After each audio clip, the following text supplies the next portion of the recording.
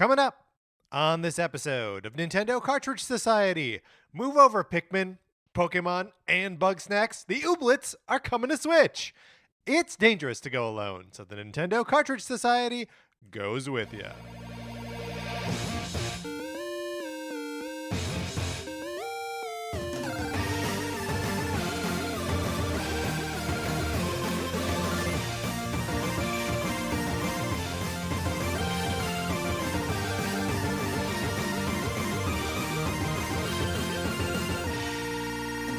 Welcome to Nintendo Cartridge Society. My name is Patrick Ellers, and I am joined, as I am always joined, by my co-host, Mark Mitchell. Mark, how's it going? It's going great. I mean, surprise Indie World Showcase. Surprise Indie World Showcase. We were going to be doing the ABCs of Square Enix this week. And we were both almost prepared to do it tonight.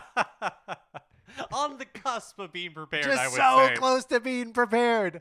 But no, we are both very prepared, very excited to discuss the Indie World Showcase. Nintendo giving us about 25 hours notice. At 6 a.m. on Tuesday, they were like, look out for a thing at 7 o'clock on Wednesday. Thanks, Nintendo. Did you watch it at 7? Were you watching it as it went live? I did watch it live. Did you watch it with the chat? Ooh. On YouTube? No. I did not. That's so weird. I like to be sometimes engaged in I wasn't on our Discord this morning, but I think that'd be a fun thing to do in the future. I've been part of like live reactions to directs or whatever, and so that like sort of communal reaction to the thing is fun to me. But you could not pay me to read the chat on one of those YouTube things. You couldn't pay me. It's chaos. It goes by too fast. I just wouldn't be able yeah. to do it. We're too slow. Speaking of too slow or too fast, my copy of Sonic Forces for the Nintendo Switch. Would you like to borrow it?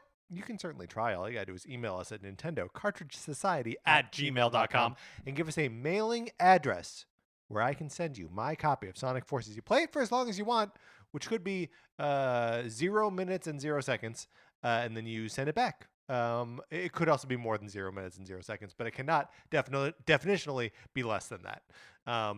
Yeah, I pay for postage both ways. It's a perfect borrowing program. You might have a copy of Untitled Goose Game. You may have a copy of Untitled Goose Game in there. There's no controlling the goose. You bring up an interesting point, Patrick, in your segue to that. So, is Sonic too fast? Is Sonic too slow? Or is Sonic just right? Like in the world of Sonic, is Sonic too fast? For whom? What are the standards here? So you are one of those little rabbits that gets saved, when he hits an end goal. You're just existing in this world. Right. Are you like, man, I wish that Sonic would slow down? I think, or are you like, yeah, that's the right speed for Sonic to be going? I think when you're in danger and you're trapped inside a Robotnik see where you're going. You're like, you should be that fast. Maybe you should even be faster. But I think when you're just like hanging out in Green Hill Zone and this blue dude is just like whizzing by, I think you're going to be like, hey, he shouldn't be so fast. I think maybe that's just us getting older. I don't think we're getting older. I don't think that's happening. Well, here's another thing you can do as you ponder the rightness of Sonic's speed is you can leave us a 5-star review on Apple Podcasts, Spotify, or anywhere that you get your podcast where you can rate stuff. We really appreciate it. It helps people find the show. Patrick and I love reading your reviews. If you leave us a 5-star review on the US Apple Podcast Store, we can see it, and we'd love to give you a shout out. If you leave us a review anywhere else, we still want to give you that shout out, but we can't see it. So you got to send us an email, hit us up on Twitter, let us know some way. We would love to recognize everybody who's leaving us these great reviews. You should also, while you're leaving us a review, join our Discord. We have our own little Discord filled with the Nintendo Cartridge Society members. Everyone who's in there is part of the society. So are you if you're listening to this podcast. But get in so you can chat with us. It's a fun little place where people are having great conversations about Nintendo stuff, what we've been playing, and other topics as well. I mean, you listened to I show. couldn't think of a second example of what we talk about in there. But it's a good time. If you want to get in there, DM us on Twitter or shoot us an email. You know how to do that. Okay, Mark, let's get into it. Let's break down the Indie World Showcase from May 11th, 2022.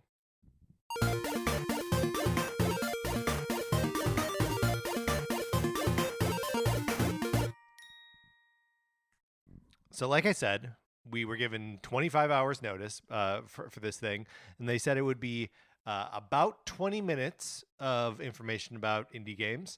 Sort of uncharacteristically, it went kind of over that. Like, it was 24 minutes 51 seconds, which is you may say, Patrick, that's less than 5 minutes over. That's not that big a deal, but it's 25% more than the advertised runtime. Mm-hmm. That's, I don't know, that's pretty long. And did you feel like this was a satisfying Indie World showcase? I don't know. I don't really know either. Yeah.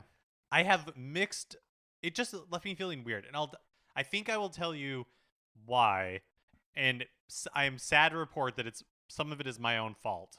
No. I know. It breaks my heart to even form those words. But when at the very beginning, yes, when they're talking about what lies ahead in the presentation, they're like, we have developers from all over the world. Yes. From blah, blah, blah. From blah, blah, blah. From Australia. Oh. My little heart went pitter patter because I'm really looking forward someday to an update on Sports Story. Which is from an Australian studio? Exactly. Golf Story and Sports Story is from developers who are in Australia. So I was like, could it be? Like, is it possible? Right. And it's not. It was not possible. And well, so I think that was a little disappointing. And we will get into what wasn't in this showcase, because I think a lot of the things that we were sort of like waiting on, and like all the things that we'd sort of been like calling out as like indie games where we're like, where is this? Did not get shouted out, with the sole exception of Card Shark. Which didn't even really get a shout out. No, it's true. It's in the sizzle reel at the end. Do you think that, because now I'm struggling to remember if we ever get follow-up. Like, if we ever really get like, hey, here's this thing that we talked about a year ago, and now we're going to do another kind of like focused presentation on it. This is a great point. I don't think so. I don't think so either. I think they just come out, yeah. Even when it's like 2 or 3 years later. Yeah, so I think when Sports Story happens, it'll probably just like be in the sizzle reel at the end of one of these Indie World showcases or something. Or not at all. It'll just be its own like video dropped on the Twitter account. Twitter. Yeah. But so there are 20 games that were shown off here. Some of those are part of the sizzle reel. We are, as usual, introduced to 2 disembodied voices at the beginning that sort of gently rib each other throughout. And I tell you, Mark, I'm done with this tone. I'm done with the tone of playfully making fun of each other's like pun usage when it's like those are lines written for them. Like, and we don't know these people, so like them making fun of each other, I'm just like, it's like pointlessly mean. I think it's really funny that they're disembodied voices. Yes, that we have never. Or I feel like my memory is that when these Indie World showcases were first happening, and what is the name of the person? Damon Baker. Damon Baker. Yeah. Yeah. When he was kind of like Kurt something. Yeah, there was a brief moment. Yeah. Where there were like faces to the names, but recently it's just been disembodied voices, and this time they switched out a disembodied voice on us. It used to be previously, right? It was like female disembodied voice and a male disembodied voice, and this time it was like 2 female disembodied voices. And at the beginning they're like, we're back, and I'm like, I think one of you is possibly back. The other one of you, I think you're new. I think this is new. I mean, I think it's possible that she was saying we, the Indie World Showcase, is back. I think that's what was happening. You don't think they were trying to pass it off like they're trying to trick us? us? Like when they recast characters in sitcoms and we're just all supposed to pretend like nothing happened? Okay, but if they do that and Cousin Oliver is now played by a new kid and he says, we're back, you can assume that he means the Brady Bunch, right? And not just him, the actor. I think it's okay. I share like the overall concern of like, I'm not upset. Mark's mad and I want to address it. I don't think it's wrong.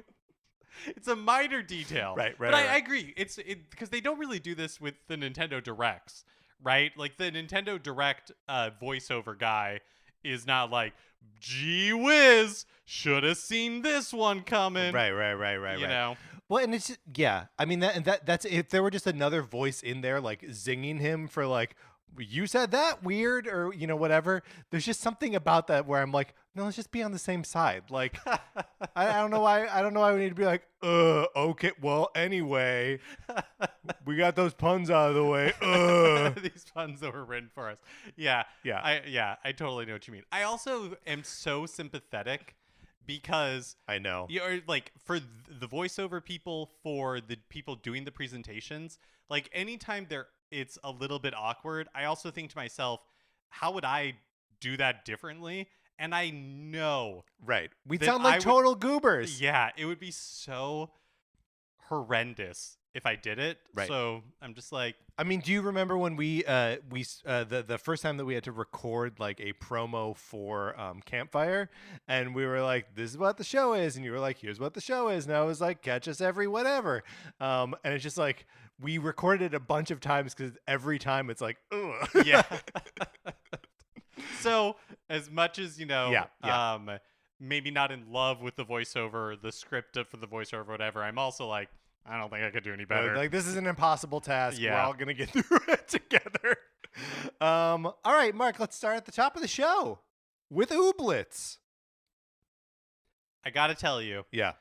this looks super cute. Ooblets, a game that previously came to the Epic Games Store and then Xbox, and there was some sort of like hullabaloo about its because it got the Epic Games Store exclusivity, and then like early in Kickstarter people or whatever were like mad about it. Whatever, that's all ancient history now. So just remember that. Like next time a video game drama like boils up, like we don't even remember that anymore. I am at this point, I feel very disconnected from a lot of what goes on in video I games. shield you from a lot. Outside of like my little Nintendo bubble. Mhm. So all of these are like new to me. Yeah. Like Ooblets, totally new to me. I've never seen these little dancing monsters anywhere. I love it. Yeah. I like how many of them just appear to be vegetables with faces. I think that's cool. Feels like a very rare development, developer, like development studio. Right. Just put big googly eyes on something. But Yeah. it works. It Yeah. really works for these little guys. So this is a like village building, creature befriending game where you manage a farm and collect little dudes. And it's coming this summer. Up next was Batora Lost Haven from Storm Mind Games, coming this fall. It's okay. Before I get into this, Yeah. I also feel like I need to put on one more qualifier to this whole presentation. Again, like the way that I am viewing it. Mark's mad at it. No, I'm not. No, I'm not at all. This is like a me baggage, not the show baggage. Like I feel like the only way my brain works is I look at one of these games and I immediately compare it to another game that I know. Yes. Well, totally. Whether that's yes. like fair or not. So like Batora Lost Haven, it's an overhead hack and slash with lots of characters and dialogue, like decision based, choose the type of hero you will be. I saw this and I was like, oh, this reminds me of Hades. That is the game that I like mapped this onto. So at first I also had that reaction because there is it's got that same sort of like isometric perspective, sort of a similar distance to the characters too, and there's also like a little bit that they show some of the dialogue between characters and it's sort of presented the same way as Hades as well. But it's like impossible to tell what the actual moment to moment like gameplay is here. Is it Hades like or is it more like Zelda-y or maybe even more Diablo-y, like kind of impossible to say. I could not wrap my head around what the gameplay of this of Batora Lost Haven is. And I feel like that is generally true of these Indie World showcases in general, where you get like a really small snippet, just enough to tease you, where if you're like, that looks really cool, I'm going to go do more research to figure out what this is, because you have to do that second step. Right. Yeah, you absolutely do. Well, and it's just like interesting the little bits of information that they pull out, right? Where because they mentioned during this Batora trailer that they were like, you'll have to balance your physical abilities with your mental ones, and like then there was like some other like claws after it being like, and the balance, whatever changes something, and it's just like, do I know what that means? Do I know what how does that inform my gameplay experience Yeah, with this thing? I think it's designed as like a teaser, right? Sure. So like everything is just meant It's to all bait. It's all bait. It's all to like intrigue Yeah. you to be like, oh, I want to go learn more about this. But it does make me wonder about how Indie World, and I would be fascinated to know how Indie World showcases are created in general. Because how are the games chosen? Mm-hmm. Are the developers providing like gameplay and talking points to Nintendo, who is scripting them and then maybe running it by, like the developers for, final thoughts or something? Or is Nintendo kind of taking all of that on with the presenters? How much coaching are they being given, or how much of it is just like, you have 30 seconds to sell your game? And like, I'm sure Nintendo offers insight one way or the other, but yeah, how these things come together, I would be so interested to know. Yeah, which is also like why having the personalities of Damon Baker or Kurt, whoever's name I can't remember, like at the front of them being like, these are our indie partners. That feels more like, okay, this is the dude who put this together, right? This is the Whether it's true or not, it does feel like curated by, for sure. And we just had a conversation on Tuesday about like how we need to be wary of that like friend in a suit who's telling us that all the games are going to be fun, but there's still something a little bit more like cohesive about that to me. Yeah. Moving on to the next game here, third game in the showcase, ElecHead, which is coming out this summer. This is from a one-man development team, and it's a sort of 2D pixel-based puzzle platformer, where you are a little like robot with a battery for a head, and when you touch surfaces, you complete circuits and can solve puzzles that way. To me, it looked like a little bit of a combination between Chibi Robo and Box Boy. With a really like stark, two-color aesthetic. I thought the same, with like a cave story almost aesthetic, but even more desaturated. Yeah, totally. But like the soundtrack kind of reminded me of it. It looked cool. This looked like totally something that I would pick up, that I'd be into. No, I mean 100%. I'm getting this game when it comes out this summer. It seems really cool. And even if it's not like super long or whatever, the developer, the one-man team that developed this, said that it was based on a like game demo that he made as part of a game jam in college, and the prompt was flow. So like the whole thing is just about having that sort of like reward moment over and over again, and just experiencing a cool game mechanic, which is all I want out of a game.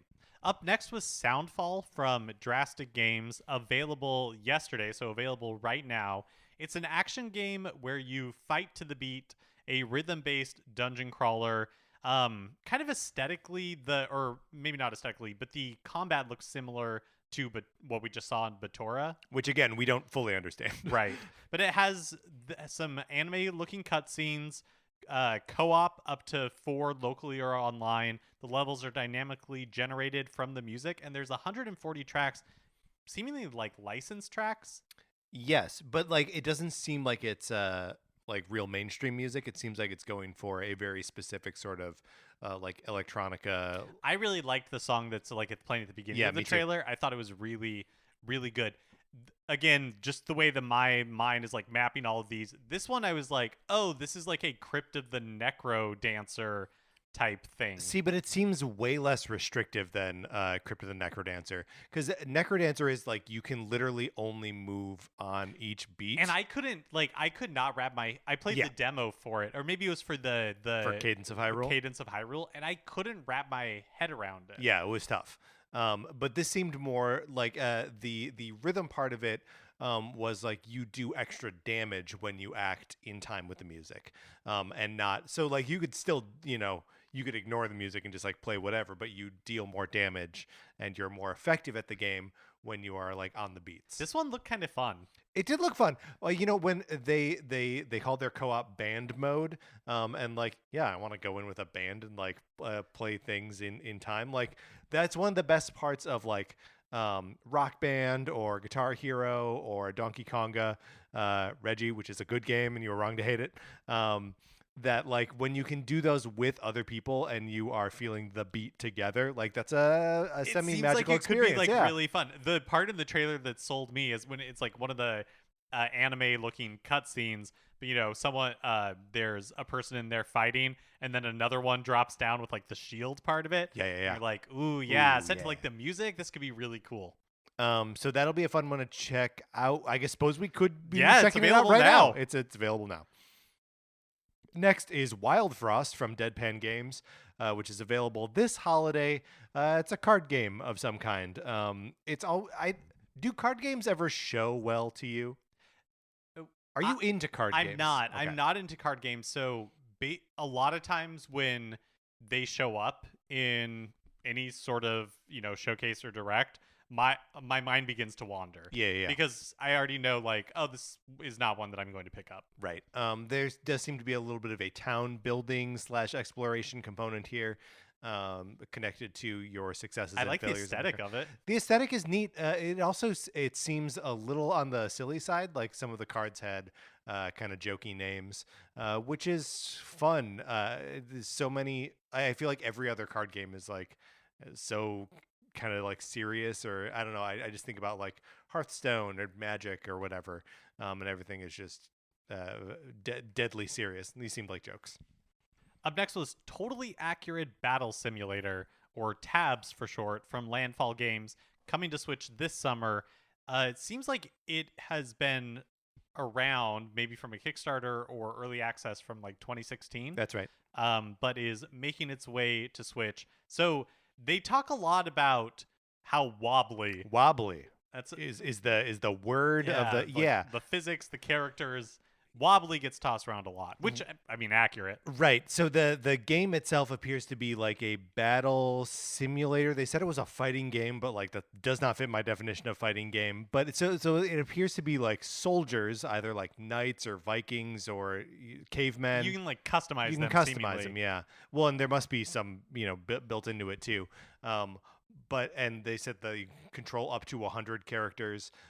So it seems like it's almost a Muso simulator. Do you think you control the individual characters like while they're on the battlefield? It doesn't seem like you control the individual ones. Maybe you control them as like a group. I kind of got like Octodad out of it because the physics are purposefully kind of like wonky, or like Goat Simulator. Yeah, it's like you're trying to control the blow up like dancing orange cloth things that are in front of like a Halloween store that's going out of or a business car or something. dealership. Yeah, like a car dealership that is thriving. This is coming out this summer. This is one where if you have experienced tabs on a different platform, I'd be really interested to know your experience with it. Mm-hmm. Up next was Gunbrella from a studio called Doinksoft, and I gotta give a shout out to Doinksoft. It's the most Devolver Digital game that Devolver Digital has ever published. Yeah, I mean totally, because it's you play as like a hard scrabble noir outdoorsman in like a pixel art world. Yeah, that's like a noir whatever. And your weapon is a gun that's an umbrella, but you're not the Penguin from Batman. So don't think that. I know you think gun that's an umbrella and you think the Penguin from Batman, but that's not what this is. Promises dark twists and turns. Yeah.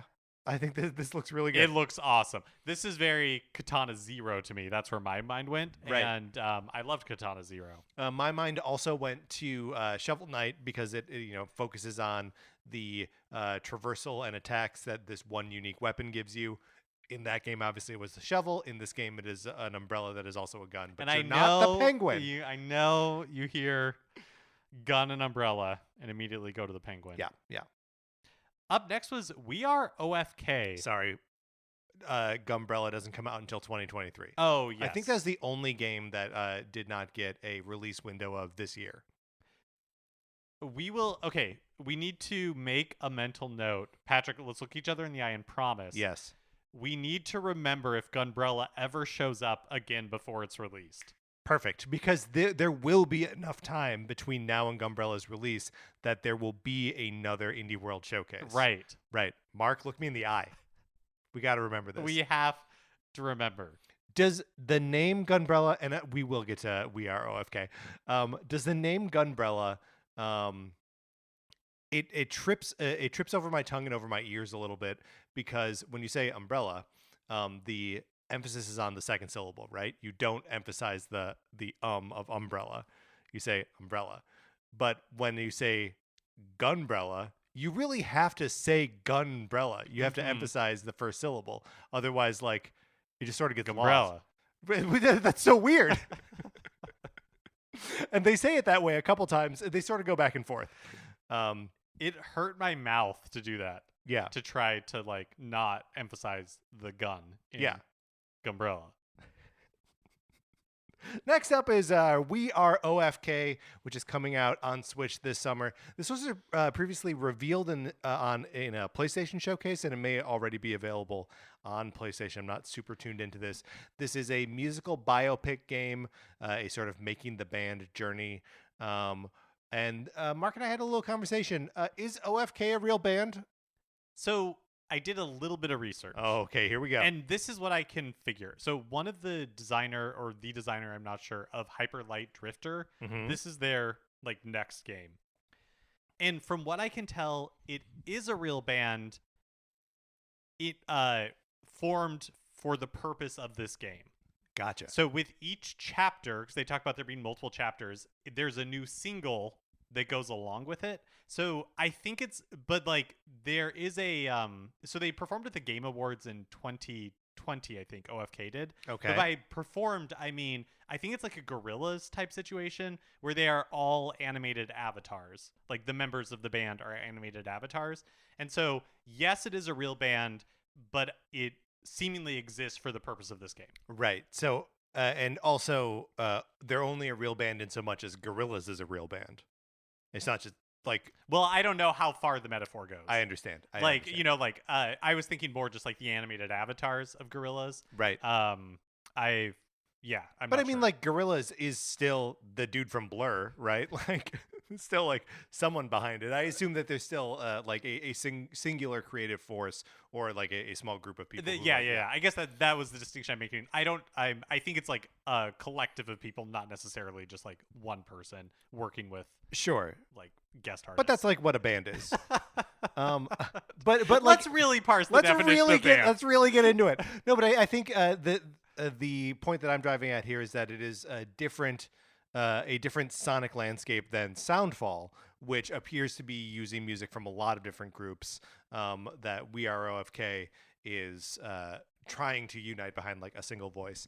But the game part of this seems to be like a narrative texty adventure with fully voiced scenes and stuff. I don't know. It seems kind of cool. What did you make of We Are OFK? I thought it looked really cool. I think the idea sounds really interesting. Like you're saying, I don't know if this is already out on PlayStation or not, but it seems like a really interesting experiment.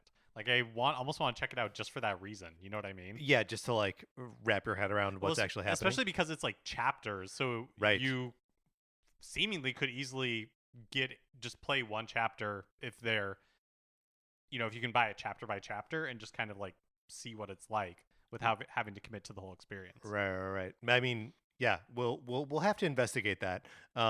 And it's not coming out till this summer. I think it must not be out on PlayStation.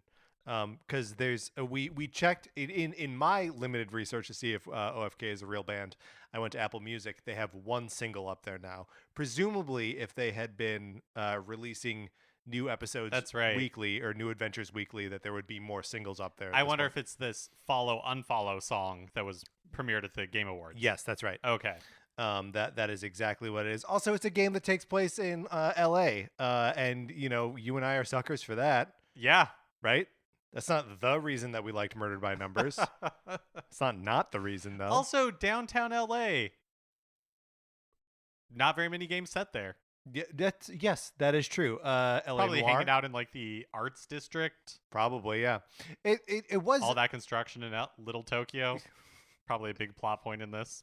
the game was like you have to balance her day job and an awful commute and the a third thing. But like the commute from downtown LA to like where are you going? Like the west side, I guess that's bad. But Yeah. like I don't know, is she performing at venues in on the west side? Maybe that's the hook. Is that you really got to like master the That 405? no, that I'm saying that's how we talked about hooks. To get people to look into the game more. I feel like this is the I hook see. for Yes. you. Yeah. It's just like, what commute are we talking about? What's the commute? I just want to know. You want to talk freeways with OFK. Well, or like is she taking the gold line? Like I don't know. Up next is SILT from Spiral Circus, available next month in June. It's like a side swimming adventure with, they call it an unsettling monochrome world. You can possess sea creatures to help you through your exploration. It kind of gives me a little bit of like Tim Burton hand drawn illustration vibes. A little bit of the like um limbo Yes, or yeah. insides like that sort of vibe, but underwater. Yeah, and the underwateriness. Sometimes it felt very like the natural underwater world, but other times there's like strange glyphs and like ruins and Right. stuff. So like the game's definitely got a cool aesthetic. I feel like every couple years, maybe even every year, there's some sort of like underwater exploration game that has a cool art style that is like kind of stark and animated like this. And I never play any of them. And there's always like a big monster, a big sea monster with giant teeth, which we definitely got in this trailer. So I'm sorry to say I'm like obligated to not try it. Even though their sound designer had a fish tank in their studio. Even though, yeah, this is one of the things that the developers call out in their sort of like introduction of the game is that the sound designer had a fish tank installed in his studio so he could record underwater noises. Mind you, this is before they showed what the game was, so like you don't actually know why they would need underwater noises. It's a strange the sequencing of information that they deliver just felt odd. Up next was Mini Motorways from Dinosaur Polo Club. Out now. It's a puzzle game where you lay roadways out on a map to keep things moving and congestion down. And as the city expands, like the better job you do, you seemingly need to kind of like start rerouting things because there's too many people on the streets now. I gotta say, aesthetically pleasing. Yes. There's something very clean about this design. The roads are all just like white lines. It also looks like you draw a line and it's like, oh, there's like this little extra thing over here. Don't worry about that. We just get rid of it. It's designed to like help you succeed. They say it's based on real cities. I'm not sure I know what that means. Well, probably like there's an LA like city that you have to figure out what's the most efficient way to get people Take the gold line. around LA, which will be very different from like one based on London or, like Tokyo or something. Yeah. Next up is Wayward Strand from Ghost Pattern. This is available July 21st. And this is where my heart dropped because as soon as they were like set in 1970s rural Australia, I was like, we're not getting sports. This story. is the Australia developed one. But this game looks cool. It does look cool. So this you follow a teen journalist named Casey who is at a hospital. And the stories in this hospital unfold in real time. And also, the hospital's an airship. Is that right? Am I remembering that right? I there's something happening. Yeah, I mean, like the setting is a little bit strange. It's all presented in like sort of a side-scrolling presentation. And yeah, so the stories are happening in real time, so you can presumably miss something while you're off, like catching someone else's story, and you can participate in the stories or just sort of like hang back and watch them. You have like a little notebook to keep track of people's stories, which gave me real Majora's Mask vibes. The art is appealing. I don't know. This one seems really cool. Yeah, it seems really interesting. Up next was Cult of the Lamb from Massive Monster, available sometime this year. It's random generated dungeon crawler like action adventure game the story is that you're a possessed lamb saved by a stranger from a ritual sacrifice, and so you now have to repay the debt by gathering people to join this like cult or community of worshippers. Do you remember back in the 80s when Nintendo used to scrub all of their games of religious references? And then there's this game called Cult of the Lamb, where you have to become some lamb god. What'd you think of this one? The The art's kind of cute. I like this. Like the story made me laugh. Like the little snippet that we got, but randomly generated dungeon crawler is not usually my thing. Yeah. Up next is Another Crab's Treasure from Aggro Crab, this is their second game. This is another one that is also coming out in 2023. There's some real. We're going to introduce you to the Inklings Squid Research Lab kind of vibes to this presentation. It is a Souls-like, or at least they're touting it as a Souls-like. Scratch that, Shells-like. And yeah, you control a crab. The developers talked about how a crab is a natural like video game protagonist. He strafes from side to side. He's got weapons. He's got a weak point. Yeah, it's this is one where the puns, the crab puns, and the sort of gentle antagonism between the hosts was just a little too much for me. I thought the presentation from the developers was fun. Yeah. Mm-hmm. And now we get into that was it. That's the main. That's like the main, and this is where I feel like it seemed like a little bit of a strange showcase because we ended on the sizzle reel, where usually I feel like the sizzle reel is teeing up the one last thing. Is teeing up Oxenfree 2. But we didn't get a one last thing this didn't. time. It was just like, here's the sizzle reel. Bye. See you later. Mark, what do we got on this sizzle reel? Let's just go back and forth here. Starts with One Shot World Machine Adventure, which is a pixel art adventure game. Then Gibbon Beyond the Trees. You're a monkey swinging around. It's out today. Idle Manager out August 25th, which is kind of what it sounds like. It's like a management sim for an idol group. I actually thought that's a really funny idea. Yeah. And I like the way it looked.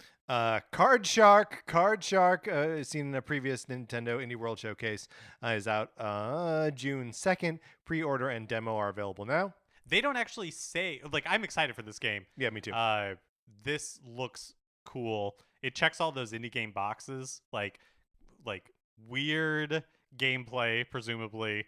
Cool art style, some sort of esoteric thing at the center of it. Yeah. But they don't in the presentation itself. They didn't say when it came out, but had to do a little research afterwards. June 2nd, so close. Yeah. Are you going to download the demo? Do you think you'll check it out? Yeah, I'm definitely going to check it out. After that was Cursed to Golf, which is coming out this summer. This looks really fun. Yeah, it's like a 2D golf game. But like either the ball has magical properties that like freezes water, so then it like kind of skates over it. You can make portals. Yeah, this one seemed really, really rad. Then the Guidebook of Babel, available this fall. It's already out on Steam. I don't know what this is. Yeah. And then finally was Opus Echo of Starsong Full Bloom Edition, which is out now.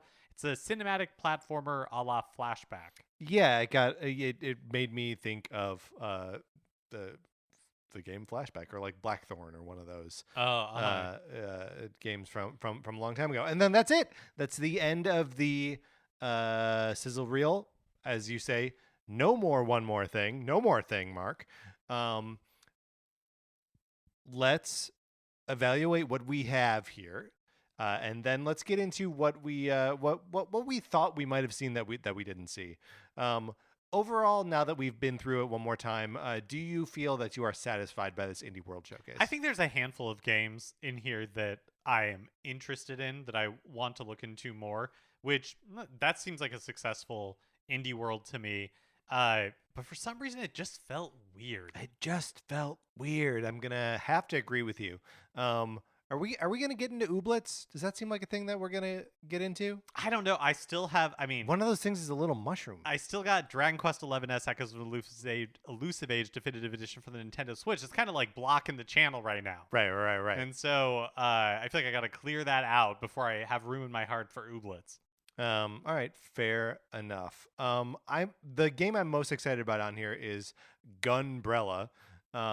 But that doesn't come out till next year. Yeah, but which we have promised ourselves that we are going to remember. Yes, look me in the eye. Only so that way when it never shows up again, but it comes up in new releases. Right. Then we'll know not to expect, Hollow Knight Silk Song to pop up in one of these things. Right, or Sports Story. Right. Mark, is now the point when we talk about what we didn't see. Yes. Have we already done that? Well, I mean, there's still some that from previous Indie World showcases that I'm interested in and waiting to hear more on, like Bear and Breakfast. Yep. Which at this point, it's probably been 2 years since we saw it, at 18 or a year at least. Yep. But, and I have a vague memory that the developer said that, like it was delayed or taking longer than expected. But now that we've determined that I don't think we should expect games that were previously announced to ever show up in these again, maybe we weren't missing anything. Yeah. I mean, I guess, well, right, because if we know, you know what? We were missing something. Them's Fightin' Herds. Oh, that's right. That's one that you were excited for. That's one I was very excited about and had gotten a rating on Switch in some territory. I can't remember which. And so I was very hopeful that it would appear in this showcase, but it didn't. I mentioned Oxenfree 2 is another one that had been previously revealed, not here. Hollow Knight Silk Song, the running joke of when is that game going to... Again, we saw this thing at E3 2019. That's the last domino, right? Like everything else, Star Wars came out. Yeah, that's right. Wow. For a long time. I forgot that it was at E3. Yeah. It was playable in the Nintendo booth. We didn't play it though. Was there anything else that you thought maybe we were going to see that didn't get a showing here? Not really. I feel like Nintendo's done a really good job of training me on Indie World showcases where it's going to be, like 20 games that I've never heard of before, but maybe if I was more tapped into other video games, I would have heard of them. But all of this, there was not a single game on here that I was familiar with. Except for Card Shark, of course. Yes, of course, for Card because Shark. we are excited. Look, we as a podcast, we're excited about Card Shark. Yes. I'm gonna download this demo and play it. There were there other demos touted here, or just that one? Card Shark was the only one I clocked. Yeah, me too. All right, and a handful of games that were out today, right? So like Soundfall.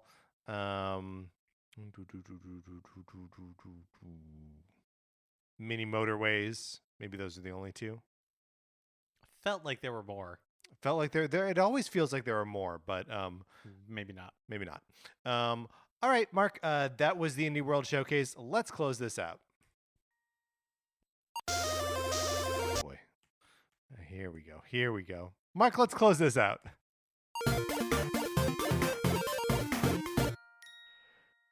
Oh, boy. What did you think of the Indie World Showcase, listener? You can write into us at Nintendo Cartridge Society at gmail.com and tell us if there was something on here that we were giving too little credit to, too much credit to, a missing indie game that we didn't shout out at all. We would love to hear about it. That's going to do it for this episode of Nintendo Cartridge Society. Remember, please rate, review, and subscribe on Apple, or follow us on Apple Podcasts or Spotify or any place where you can do any of those kinds of things. We appreciate it when you do. You can also share it on Facebook or Twitter or any social media platform.